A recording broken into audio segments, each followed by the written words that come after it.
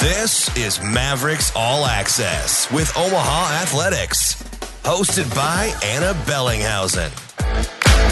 Welcome into Mavericks All Access. I'm Ana Bellinghausen, your host, along with head coach Mike Gabinet of Omaha Hockey. Coach, welcome back to Omaha after a trip to New York, a sweep there. What are the biggest takeaways for you? Yeah, another good road trip for us there after coming off a Lake States road trip, and again, chance to get away with the team and get to New York, which was a kind of neat experience for the guys, and two tough games. You know, we had obviously a close game there on Friday, and Saturday it was nice to in that second period kind of pull away a little bit and get some of our younger guys some more ice time and get them some valuable experience. So all in all, to get 2 wins, we'll take it. And now we're excited to be back in Omaha here, getting ready for conference play to start. Yeah, North Dakota will come into town. We'll talk about that later on, but reflecting back on the weekend, a 2-1 win on Friday night, 7-1 win on Saturday. What impressed you most about the team's improvement? Well, that Friday night game was a emotional challenge there. I think we ended up having seven penalty kills in a row, which I think is the first time I've ever seen that in college hockey. And, you know, when you go to these, Mike Kemp was on the trip, and we were talking about when you go out east, you know, just things are officiated differently and things will happen like that. So just to have the resiliency to kill those penalties off, especially in the second period with a long change, that's a very fatiguing thing to do. And to, you know, find a way to get a big goal in the third period there to get that one on Friday was just a tremendous accomplishment for the team. And I think the guys are just slowly learning and building, and I think that was maybe every game up to that point has been a 1-goal game pretty much. So they're getting some valuable experience playing in those tight games, and then obviously on Saturday there to you know, have a tight first period there and second period, and then to one of the things we talked about was finding ways to put teams away, and I think they really did that well. You know, in the second period there on Saturday, just finding ways to find that goal and to make it 3-1 and 2-1, and that allows, you know, usually when you take the wind out of another team's sails a little bit, and that allows you to get rolling a little bit, and like I said earlier, then now you can play your full lineup and get some guys some valuable experience that we need to get guys experience at, and so really good you know, win on Saturday there as well. What do you think that did for the guys' confidence, too? I know there were some struggles earlier this season. How do you think they're feeling right now when you see them coming out of the locker room and practice and just their persona around the ice? Yeah, I think it's great. I think they're building and they're learning. You know, nice to get rewarded with those outcomes when you do the right things, and you can tell they're really buying into just the process and working hard and finding little ways to improve every day. And again, like I've said from day one, I really like this group. They're coachable. Their work ethic is extremely hard. I mean, there's nobody that wants to win more than that group of guys in that locker room. And you know, when you go through a season, you're going to face some adversity and some ups and downs, and it's all about how you respond to it. But you know, just the makeup, the character of the group is special, and really excited here that you know, we've got some good momentum going for us now. Something new this season, the goaltenders as well. I know you've been switching back and forth between two and Jake and Simon.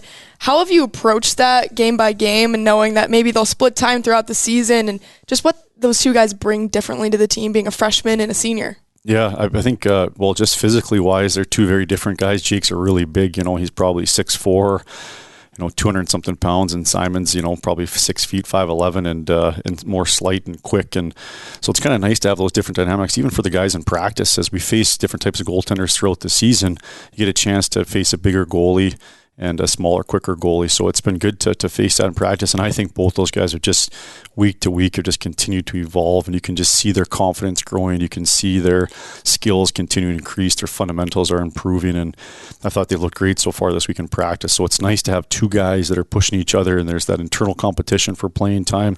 But most importantly, they're improving. They're getting better every weekend and every outing, and gaining confidence and experience. And that's what you want to see out of your players. I feel like we've seen the line switch up a lot as well, and who you're putting in the game and when and where. How do you approach that as a coach, especially with a new team with all these faces and how they're meshing together? Do you feel like you've solidified the lines and where you want guys to be, or is that ever changing?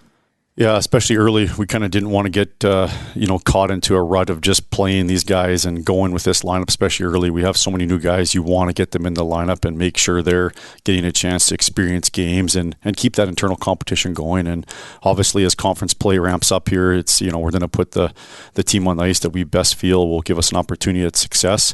But early in the season here, we wanted to give guys chances to play well and to experience and make mistakes and learn and grow.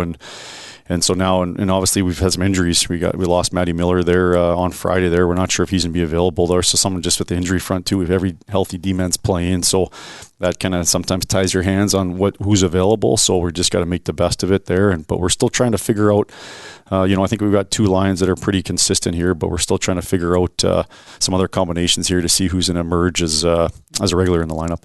Well, a guy that's been a regular, Jack Randall, he is tied for the leading goal scorer spot with 10 goals on the season. What's made him so successful?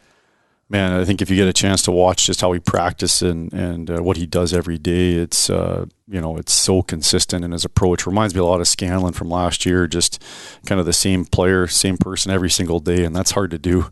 And he shows up and puts the work in, and he's getting rewarded for it. And he's been hot even in practice. You can see those. He's got that confidence right now. He's really rolling and going to the net hard and doing all those little things that result in goals. And again, you can't be more happy for a player like that obviously just does everything right. Big test coming up with North Dakota. First game of NCHC play. We mentioned it, lots of newcomers. How do you prep a team for such a top 10 team, opponent, having that as your first game at home in conference play? Yeah, you stick to the details. I think you stick to your routine a little bit here and make sure they got a good understanding of what their tendencies are and what they're looking to do against us, and then how we want to play against that certain opponent. So I think when you bring some clarity to that gives the guys something to focus on and to really grab onto and to drive their attention to and prepare for the weekend. And then again, it's a lot of times in hockey though too, it's about yourself. It's about how you're playing and your details and habits and how you're approaching the game too. So again, I think our guys should be just fearless for this weekend here, be excited to play. And obviously we know North Dakota, they've won a couple Penroses. They got a lot of NHL draft picks, et cetera. So they're a talented team. But again, I like our guys, and I just like this challenge. I think we got to look at it with some optimism here and some excitement and want to play. Want to be that guy that plays in these big games, and ultimately those are the competitors we're looking for here. And you're coming off a sweep into this game. How important do you think that was just for the guys to get rewarded and see that and feel again what it's like to win? Yeah, I think it's great. I think I think the last 6 games, I don't know if we've had a regulation loss, and so we kind of have a little bit of that. Had a couple overtime games, but there's some good momentum there, and they're learning for those close games, which I think is good. I think as much as you hate adversity early on, it can be good for your group, and you learn how to respond and deal with those things. You learn how to play in those tight situations, and when you play in the conference that we play in, you're going to be constantly facing adversity. You're going to be constantly in tight situations, and what does your mindset go to? How do you respond to those situations? So I think we can draw on these non-conference games here and use those experiences and that feedback that we received from those games to help our rate of learning here. You're really familiar with North Dakota as well as all the other NCHC teams. You played against them season after season. What does it take to beat a team like North Dakota? Yeah, again, attention to detail, and this team's maybe just a little bit different than they've been in the past. A lot of skill, They have some heaviness and hardness. But lots of different ways they're going to attack you in the game here. So again, it's about being smart and some of the cliche things, the puck management, and you don't want to give them freebies.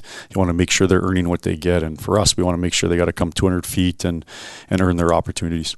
Should be a good crowd on hand. How important is that factor for you guys at home and feeling that energy behind you?